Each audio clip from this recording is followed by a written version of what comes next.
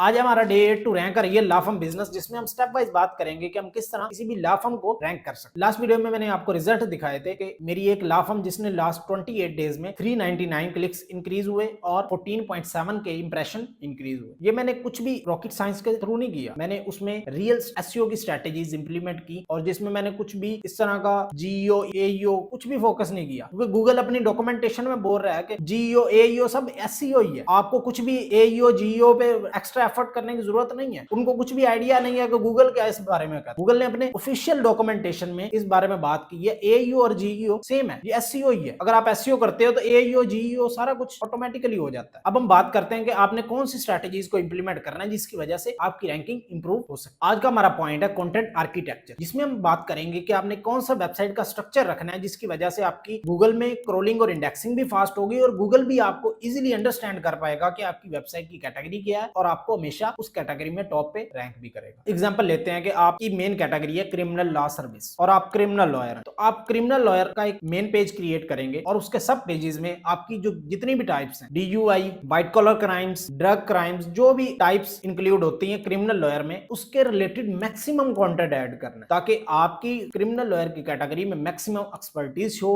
और कोई भी आपको विजिटर आ रहा है वो आप कंटेंट से प्रॉब्लम का सॉल्यूशन लेके ऑटोमेटिकली लीड में कन्वर्ट हो जाए। इसके अलावा आप अपना आउटर सेक्शन, जिसको हम इंफॉर्मेशनल कंटेंट भी बोलते हैं, अपना इंफॉर्मेशनल कंटेंट राइट करें अपनी क्रिमिनल लॉयर की कैटेगरी के रिलेटेड। इसके अलावा अगर आप व्हाइट कॉलर क्राइम में ज्यादा एक्सपर्ट हैं और चाह रहे हैं कि मैं व्हाइट कॉलर क्राइम में ज्यादा रैंक करूं क्रिमिनल लॉयर की कैटेगरी में, तो आपने व्हाइट कॉलर क्राइम की कैटेगरी में ज्यादा इंफॉर्मेशनल कंटेंट राइट करना, उसके ऊपर आपको टॉपिकल अथॉरिटी बिल्ड करनी पड़ेगी, तो गूगल आपके स्ट्रक्चर को समझेगा। इसके अलावा आपने एक मेन चीज माइंड में रखनी है कि आपकी वेबसाइट पे कोई भी पेज ऑर्फन पेज ना हो। ऑर्फन पेज क्या होते हैं कि आपका कोई भी ऐसा पेज है जो कहीं पे भी कनेक्टेड नहीं है। आपने मेक श्योर करना है कि आपने जब भी अपना एक टॉपिकल मैप क्रिएट करना है तो आप उसको इस तरह स्ट्रक्चर दें कि वो सारे पेजेस एक दूसरे के साथ कनेक्टेड हो, और जब वो सारे कनेक्टेड होंगे तो गूगल का क्रॉलर जब भी आपकी वेबसाइट को क्रॉल करेगा तो सारे पेजेस को क्रॉल करेगा और आपकी जब क्रॉलिंग और इंडेक्सिंग फास्ट होगी तो आपकी रैंकिंग में बहुत ज्यादा बूस्ट मिलेगा। अभी इन रियल स्ट्रेटेजीज को अपने लॉ फर्म बिजनेस या अपने किसी भी क्लाइंट के बिजनेस पे इंप्लीमेंट करो और नेक्स्ट मुझे इस कमेंट्स में लाजमी बताना कि इन स्ट्रेटेजीज को इंप्लीमेंट करके आपको क्या रैंकिंग में बूस्ट मिला। इसके अलावा मैं टॉपिकल मैप पे एक्स्ट्रा 100 डे सीरीज के बाद डिटेल में वीडियो बनाऊंगा जो ऑलमोस्ट 1 to 5 आवर के दरमियान होगी, जिसमें मैक्सिमम स्टेप वाइज आपको एक्सप्लेनेशन दूंगा कि आप किस तरह टॉपिकल मैप क्रिएट कर सकते। और अगर आपकी भी कोई लॉ फर्म है जो प्रॉब्लम फेस कर रही है और आप कुछ भी अंडरस्टैंड नहीं कर पा रहे, तो आप हमारी टीम से भी कॉन्टेक्ट कर सकते हो, हम आपको हेल्प कर सकते हैं आपकी वेबसाइट की रैंकिंग को कंसिस्टेंटली इंप्रूव करें और आपका बिजनेस मैक्सिमम लीड्स जनरेट करे गूगल सर्च से।